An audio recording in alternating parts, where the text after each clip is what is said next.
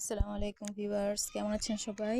আজ আমি আপনাদের জন্য তালের পিঠা রেসিপি নিয়ে এসেছি। তো এখানে আমি একটা বোল নিয়ে নিলাম, চালের গুঁড়া নিয়ে নিলাম 1.5 কাপ।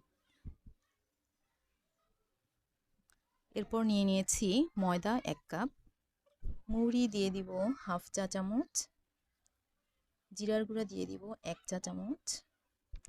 গুড় তালের পিঠায় অ্যাড করলে খুব মজা হয়, কিন্তু আমার কাছে গুড় না থাকে আমি চিনি অ্যাড করেছি 1 কাপ পরিমাণ দেশি চিনি, সামান্য 1 চিমটি লবণ দিয়ে দিয়েছি।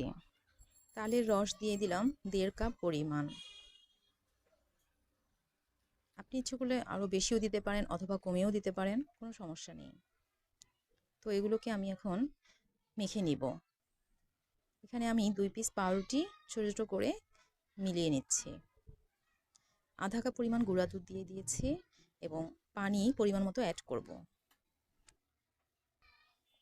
ভিউয়ার্স, আপনারা এটাকে পাতলা করেও ব্যবহার করতে পারেন। তো আমি কিছুটা ঘন করে নিয়েছি যাতে ছোটো ছোটো গোল গোল করে ভাজা যায়।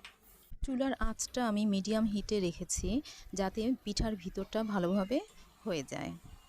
বাদামি হয়ে গেলে আস্তে আস্তে এগুলোকে তুলে ফেলবো।